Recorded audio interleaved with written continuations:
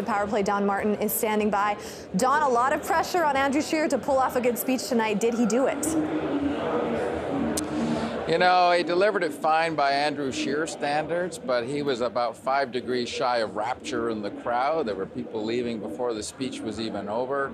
Standing ovations, maybe 5. He was throwing out red meat for this crowd and not much more. And frankly, most noticeable thing, no mention, not a hint of Maxime Bernier. A bit of reference to diversity and a bit of reference to standing united behind the party, but nothing by name, no addressing of any of his concerns. Some people will say that's very smart, Molly. They'll say you don't want to give the guy any more oxygen than he already has in terms of attacking this party, but some people will say he missed a chance to really get this crowd that's looking for a measure of revenge against Bernier by naming him, or at least referring to what he says is the party's shortcoming. So that speech, frankly, could have been written, probably was written long before Bernier did his shtick yesterday. And I think some people might be a little disappointed that he didn't sharpen the axe and take a swing or two at his former MP, now setting up to try and form a party to take Conservatives on in the next election. Don, one line that stood out to me, he said, it's time for the grown-ups to be in charge again. That got a lot of applause.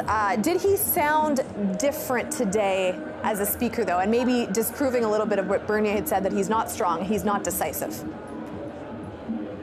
Well, you know, I thought this would have to be the speech of his term as leader.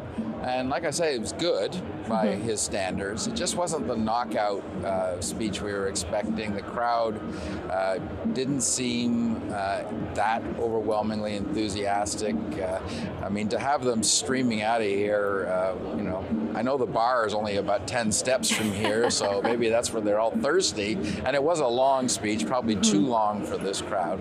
But, you know, he didn't break any new ground. You know, there was nothing announced today that he hasn't said 100 times before. There was no attack target he hadn't attacked 100 times before.